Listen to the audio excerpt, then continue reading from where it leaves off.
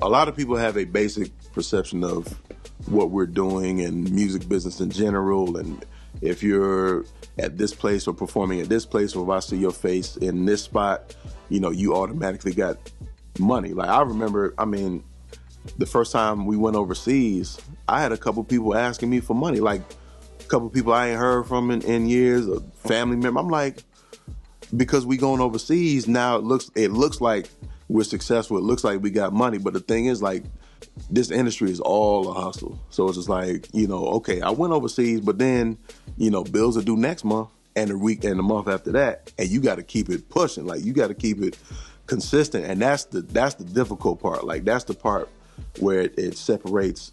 Am I gonna stay in this, or am I gonna get a job?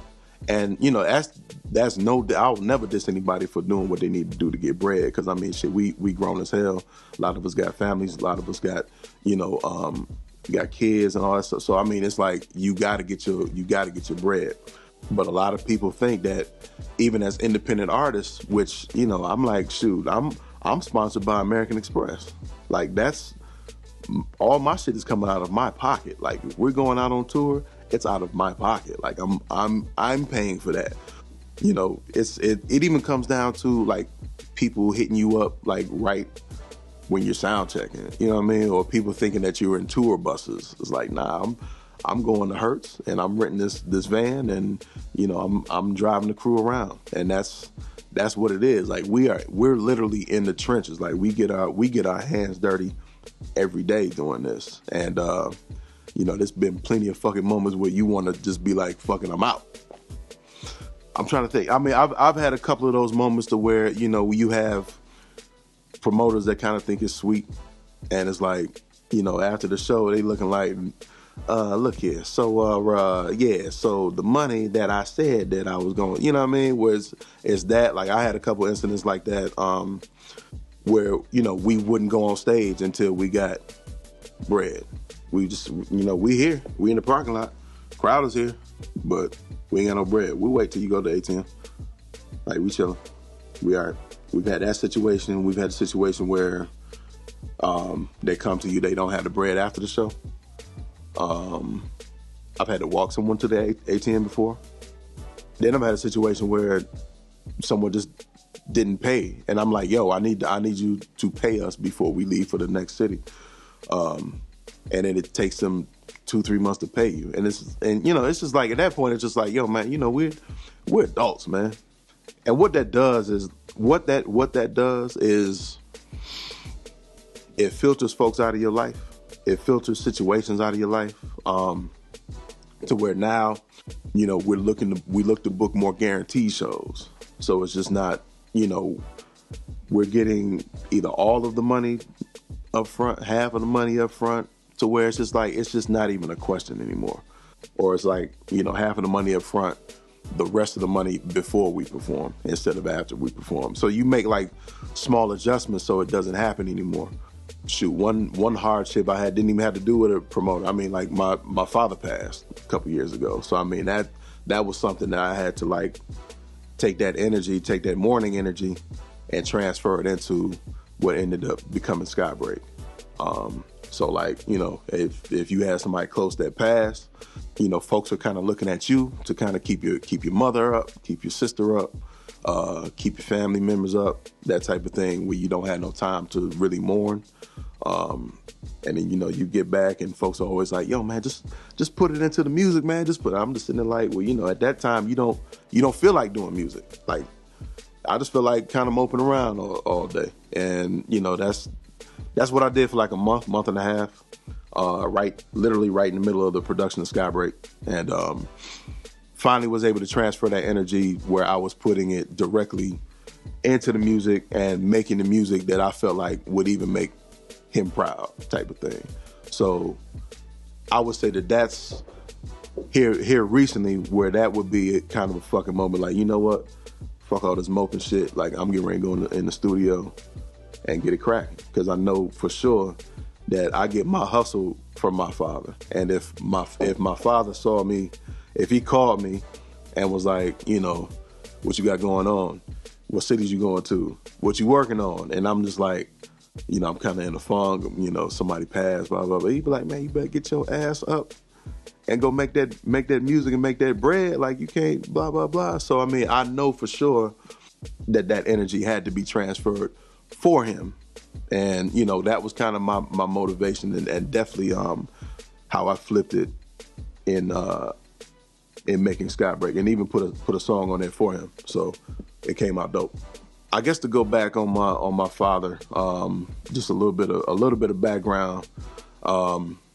He was a musician. He played guitar. Like I got funk from him. I got jazz from him. I got Wes Montgomery. I got James Brown. I got Jimmy from him. I got who was another one of his favorites. Buddy Miles was another one of his favorites. So like I got like some grit. While my mom's, I got like the soulful part from her, the R&B part, the Motown. She was a Temptations fanatic. So I mean that was kind of my musical upbringing. So like and what's most important too, and I'll tell people this, it's kind of overlooked. I used to have, your parents used to have the record collections and all that stuff, and they'd be like, don't touch my shit, don't touch blah, blah, blah. My parents wasn't tripping. Like, I could go in the records, as long as it wasn't like the Red Fox joints and like the Richard Pryor records, I can go in the records and play whatever record I wanted to. I was always intrigued by, opening up like a Funkadelic record and seeing all this, comic strip type of stuff and, all these, that's why I get this shirt from. I read the liner notes. Like, that's always been my process. That's how I process music. Like, if I get something new, throw it in there, and I'm sitting there with a hard copy, and as the joint is playing, like, I'm looking to see, okay, who's playing drums? Who produced this? Who wrote this? Like, what's the publishing? Because that way I know as a kid, like, that's how I would connect the dots with what's dope and, what I don't need to listen to first. Because, I mean, shit, we didn't even have that luxury until, like, 99. So, before that, it was just like, you have to kind of go in on faith or on word of mouth. But, I mean, he really instilled consistency in me, hard work. Because, I mean, he had, his health problems came from, I think it just came from him working himself into the ground, literally. Like he had health problems early. He had a triple bypass, I think, when I was 10 or 11. So I mean, it was heart issues going in, and then toward the end, it was a stroke. On top of that, but I mean, he was a physician. He was a surgeon. So he came up, I mean, from nothing. Came up from this is very much self-made success story. He came up very, very intelligent, very assertive. He ended up meeting my mom's in Nashville, because that's where he went to med school at Meharry. And then I can't even remember why they moved to Michigan. I don't even remember. And if you ask the two of them separately, they give you two totally different stories. The shit used to be hilarious. But yeah, he ended up starting his own practice around the time my younger sister was born, and that was it. Like, he had, you have your own practice, you got your own business. So I basically saw someone with their own business my whole life, which, me having my own business, I know how to run it. I know how to treat it. I'm still learning, of course, but I know the basics. Like, he kind of set the super solid foundation. And as a kid, I didn't really get it, because, like, he would work crazy hours. He'd have to be out early in the morning, 5:30, 6 o'clock in the morning. Would come back, 9, 10 o'clock. And to me as a kid, I'm just like, oh man, he's not really around. Like, we don't really get to spend a lot of time, but these lights on, as as an adult, these lights are on, and I don't have to ask for nothing. I don't, we got the refrigerator looks like the damn grocery store. You know what I mean? So stuff that you grow up and finally value, which I think is why we ended up getting super close as I got older. Like, we got super tight. Anytime I'd have a show, like, I'd call him or he hit me up, kind of giving the updates, how the show go, blah, blah, blah. Did they sell well? How they react, this and this and that. Like, he would literally, like, just run it down the line. So I mean, I really miss that about him now, because I mean, you know, at this point after the interview, I'd probably be calling him like, "Yo, Chicago was dope last night. They went in, such and such, such and such." So, but yeah, very much just, you know, he was the guy. He was the guy. He was a perfect blueprint for me to follow for what I'm doing right now. And you know, I'm super blessed, super fortunate to even have that part in my life, because a lot of people don't. So, you know, I never take that for granted. So that's the reason why I kind of run and it's a bad pattern that I'm following, but that's the reason why I run myself into the ground. So is become because of him.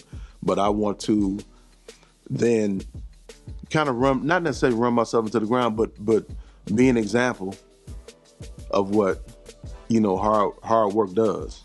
And, you know, my worry, not necessarily my worry, but my concern is very big picture. It's very much legacy.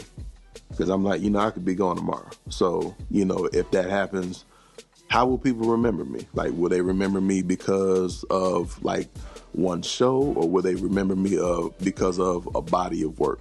And I want it to be a body of work. I want it to be something undeniable. Like, if you see my name on something, you automatically got to pick it up. Like, you got to have it. Just like I do with, you know, a JD record, or, you know, if I see DJ Premier's name on it, I gotta listen to that because it's Premier. Like, you know, whatever. I want people to look at my name like that. Like, oh, Zoe's involved in this? Even if I just play the damn spoons on it. Like, they got, oh shit, he playing the spoons? What? I gotta check that out. So that's kind of my thing, and that's really what he instilled in me.